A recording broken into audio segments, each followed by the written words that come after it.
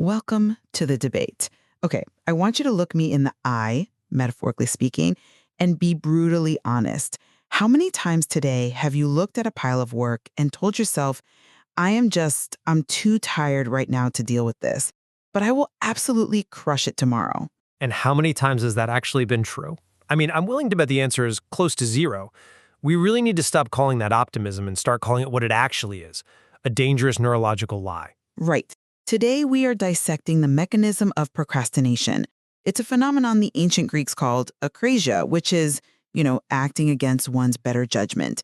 But while we often brush it off as just poor time management or a simple lack of willpower, the science, well, it tells a much deeper story. I'm the advocate, and I'm here to argue that procrastination is a biological emotional defense mechanism rooted in the very structure of our brains. And I am the dissenter, and I'm here to argue that, look, understanding the mechanism doesn't excuse the destruction. Procrastination is a habit of self-regulation failure that prioritizes a fleeting moment of mood repair over your long-term health, your wealth, and ultimately your success. Okay, so let's start with the label we usually slap on this behavior, lazy. It is the default insult for anyone who delays work, but I want to argue that labeling chronic procrastinators as lazy is it's scientifically inaccurate. We aren't dealing with a lack of desire to work. Often the procrastinator cares a little too much. They're paralyzed by the weight of expectation. What we're dealing with is something known as an amygdala hijack. An amygdala hijack. Okay, that sounds dramatic. You're referring to the fight or flight response? Exactly. When a chronic procrastinator looks at a really daunting task, let's say filing complex taxes or writing a high-stakes report, their amygdala, which is the brain's ancient threat detector, it just lights up. And to the limbic system, the distinction between a tax return and, say, a predator in the bushes it's negligible. The brain perceives the task not as work, but as a genuine threat to its well-being. So the spreadsheet is a tiger. To your blood pressure and cortisol levels, yes, absolutely. And since you can't physically fight a tax return, you flee. You avoid the task. This is the brain prioritizing immediate safety and emotional stability over some abstract future reward. It's not laziness, it's a safety protocol. I see the biology you're pointing to, and I don't deny that the chemical reaction exists. But I think you're letting the lizard brain off the hook way too easily. Just because an impulse is biological doesn't mean the action isn't a choice. We have a prefrontal cortex, the PFC. This is the newest part of the brain, and it's specifically designed to override these primitive impulses. It's the CEO. And when we fail to engage the CEO and let the intern run the company, the costs are staggering. Staggering. That's a strong word. Are we talking about annoyance or actual damage here? Oh, we are talking about livelihood. We aren't just talking about a messy desk or a late library book. We are talking about a quantifiable drop in earning potential. Data shows that for every point increase on a standardized procrastination scale, a person's salary drops by approximately $15,000. Procrastinators make up nearly 60% of the unemployed population in some studies. This isn't just a quirk, it's an economic anchor that drags people under. And those stats are tragic. I completely agree. But I would argue they reinforce my point, not yours. Nobody wants to lose $15,000. No one chooses unemployment rationally. If it were simply a matter of choosing to engage the prefrontal cortex, well, everyone would do it. But the research establishes that for many people, the fear signal from the amygdala is simply louder. It just drowns out the logic. But the fire alarm is too loud. Right, I get that. Or perhaps we've just allowed a survival instinct to morph into a modern pathology because we are addicted to the relief. We are prioritizing short-term mood repair. We feel a pang of anxiety, so we switch to Instagram, and we feel better immediately. That isn't safety, that is self-sabotage. You brought up mood repair, and that is really the crux of the issue. This is the central thesis from researchers like Sorois and Peichel. They describe procrastination fundamentally as an emotional regulation issue, not a time management issue. We give in to feel good. The moment you decide to put off that task, your anxiety drops. You feel immediate relief. Your brain is hardwired to seek that dopamine release. It's just trying to balance your emotional state. I'm sorry, but I just don't buy that relief is a valid defense. That relief is exactly the problem. It creates a negative reinforcement loop. Think about it. By feeling better the moment you quit, you're training your dog to bite you. You are rewarding the brain for fleeing. It's a survival mechanism gone wrong, certainly, but it explains the persistence of the behavior. It creates what we call the intention-action gap. We intend to work, we want the result, but we lack the discipline to just sit with the negative emotion, the boredom, the anxiety, whatever it is, long enough to break through. You're describing a drug addiction mechanism, not a valid strategy. You get a little hit of relief, but the withdrawal, the panic of the deadline, it always comes back, and it always comes back harder. You're borrowing happiness from tomorrow at really high interest rates. But it's not just about addiction or borrowing happiness. It's about cognitive capacity. If you look at the research regarding future self-continuity, specifically the fMRI work by Hal Hirschfield at UCLA, you see something fascinating. When chronic procrastinators think about themselves in the future, the version of themselves that has to do the work tomorrow, their brain scans look identical to when they think about a complete stranger. The stranger effect. Yeah, I've read the papers. It's disturbing. But think about the implications. It's a cognitive dissociation. It's the night guy versus morning guy dynamic that Seinfeld joked about, right?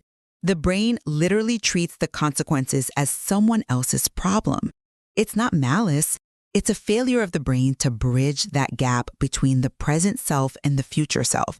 The neural pathways that connect me now to me later they're just not firing. That is a compelling reason for why it happens. But have you considered that accepting that dissociation is actually a failure of empathy? Empathy? For oneself? Yes. It's a failure of imagination and empathy. Treating your future self as a stranger is a convenient illusion. It weaponizes the planning fallacy and optimism bias. We ignore every single data point from our past that proves we won't feel like doing it tomorrow. We assume future me will be energetic, motivated, disciplined. But future me is just present me plus 24 hours, less sleep, and a whole lot more stress. But that assumption of future me having more energy is often the only way the brain can cope with the present anxiety. It's a shield against the immediate overwhelming feeling of, I can't do this right now. It's a delusion. And you are advocating for accepting the delusion because a brain scan shows a disconnect. I am saying that because the disconnect exists, we have to actively fight it. We have to force the empathy. If you saw a stranger drowning, you'd help them. So if your future self is drowning in work, why do you just let them sink? Why is the stranger in the mirror less important than a stranger on the street? Because the water feels like acid to the present self. You're asking for high-level executive function from a brain that is structurally, in some cases, fighting against it. Let's look at the German study by Schluter. This is critical.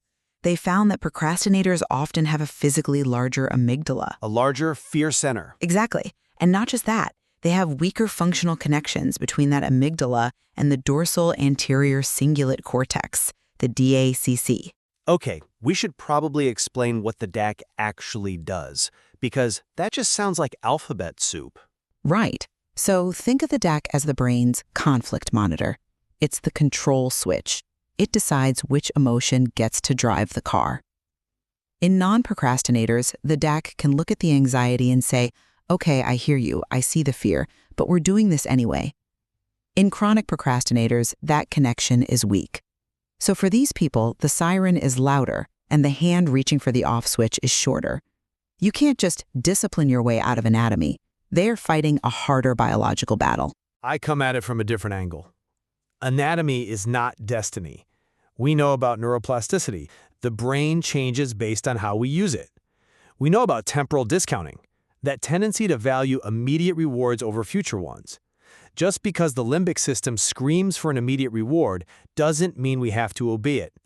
By constantly yielding to task aversiveness because a task is boring or hard, we atrophy our ability to do hard things. We are letting the lizard brain drive the car. But if the hardware itself is different? If you have a larger amygdala, that just means you have a higher responsibility to build better systems, not a free pass to delay everything. If you have a weak ankle, you don't just stop walking, you wear a brace, you build structure. You don't just sit on the couch and say, well, my ankle's weak, guess I'll never walk again. It's not a free pass, but it explains why the standard advice of just do it fails so spectacularly for so many people. Let's take a real-life scenario to ground this. Something high stakes, the medical checkup. Ah, a classic and a very dangerous example. This is where the rubber meets the road. So a person feels a lump or has some nagging symptom. They know they should go to the doctor, but they put the appointment off for months. Why? Is it because they don't care about their health? Of course not. It's because the thought of the appointment triggers this massive anxiety fear of bad news, fear of mortality. The delay is a shield. It protects them from that distress in the immediate moment. But that shield is made of paper, and the sword behind it is real. This leads directly to the procrastination health model that Saraz talks about. The stress of that delay, that background radiation of, I really need to get that checked, causes cortisol spikes. It causes the very hypertension and heart disease they're afraid of. Procrastinators have significantly worse health outcomes across the board. The delay is not a shield. It's an incubator for the problem. I agree it's harmful, but I'm saying the intent is protection. The brain is trying to keep the organism safe from fear. It is a misguided protector, but a protector nonetheless. It's a maladaptive protection that can kill the organism. That's why we have to challenge the lie. Let's look at a lower stakes example, something everyone recognizes, the student's paper. The deadline is in 3 days. The student sits down to write, but suddenly the kitchen looks dirty. They start cleaning their room. They organize their spice rack alphabetically. Ah, yes.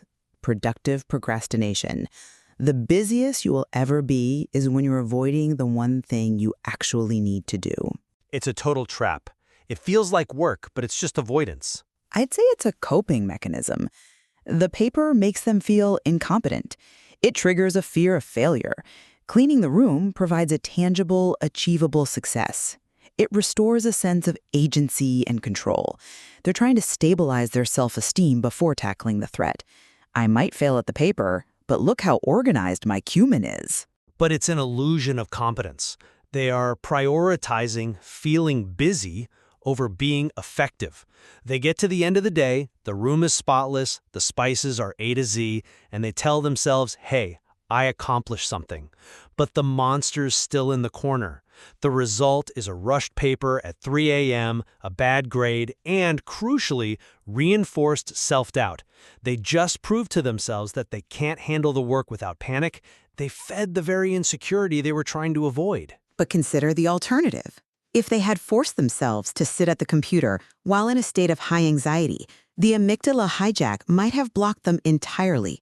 We've all sat at a blank screen, just paralyzed, staring at the cursor blinking. That paralysis is biological. So the answer is to run away and polish the silverware? The answer is to understand why the paralysis is there. If the brain's goal is protection, we have to lower the threat level, not just increase the pressure. You cannot force a terrified brain to be creative. You have to soothe the amygdala first. But if the brain's goal is protection, then why does it choose a path that inevitably leads to more stress, more guilt, and those procrastinatory cognitions, the shame and the rumination that always follows? That doesn't add up. You say the brain is protecting us, but it's choosing a path of guaranteed suffering. It's only a paradox if you assume the brain has a perfect concept of time, and it doesn't. The brain creates what's called a tomorrow illusion. Neurocomputationally, the dorsomedial prefrontal cortex, the DMPFC, it actually attenuates or turns down the signal of effort when we think about the future. Meaning, we hallucinate that the work will be easier later. Essentially, yeah. The brain tricks us into believing the task will genuinely require less effort tomorrow. It's not malicious, it's just diluted by a present bias. It perceives the pain now as a 10 out of 10, but it estimates the pain tomorrow as like a 3 out of 10. It's a rendering error in the brain's simulation software. Exactly. It is a delusion, and you are advocating for accepting the delusion. I am saying we must break it. We have research showing that if we use TDCS, transcranial direct current stimulation, to stimulate the brain, we can actually reduce procrastination. We can physically alter the valuation of future rewards. Wait, are you suggesting people need to shock their brains to do their laundry? That seems excessive. I am suggesting that if we can fix this in a lab with electricity, we can fix it in life with cognitive reframing. The electricity just proves that the valuation of the task is malleable. We have to recognize that "I'll feel like it tomorrow" is the single most dangerous lie the brain tells us. It's a biological glitch that requires a patch. But you can't shock people into productivity in the real world. You mentioned cognitive reframing, and that leads me to the most counterintuitive finding in all the literature. And I suspect you're going to hate this.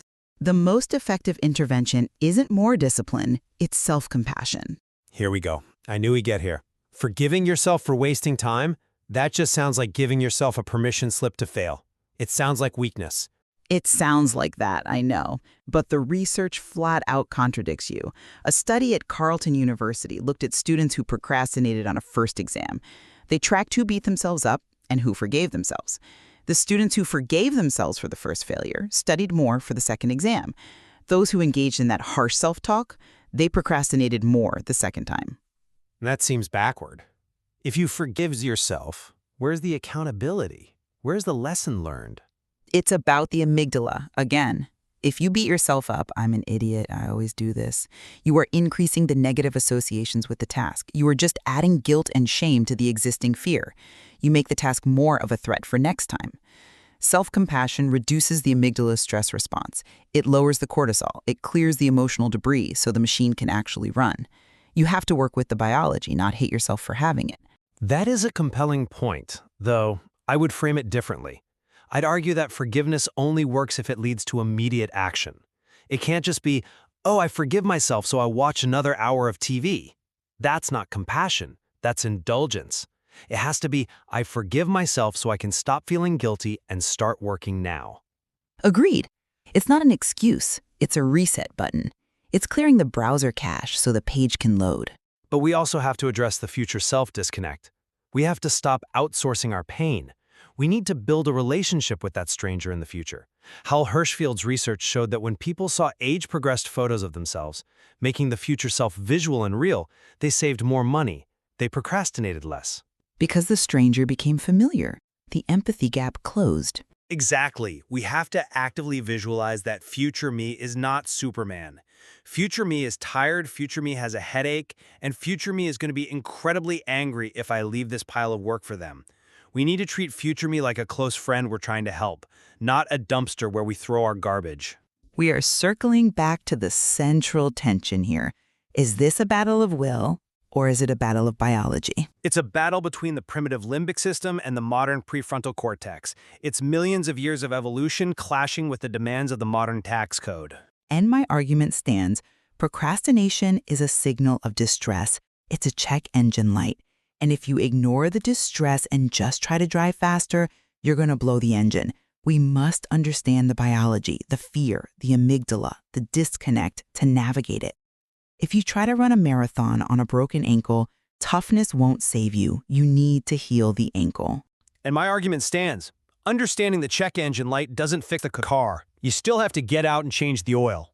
We must recognize the tomorrow lie for what it is and realize that the only time we have agency is right now. We cannot wait for the feeling of wanting to work to arrive. It never comes by bus, it only comes by working. Well, we aren't going to solve the human condition in 20 minutes, but hopefully we can leave our listeners with a new way to look at that moment of hesitation. The next time you feel that pull to delay, the next time you promise yourself you'll do it tomorrow, Ask yourself, is that a plan, or is that your amygdala holding you hostage? who is actually in control? Thanks for listening to The Debate.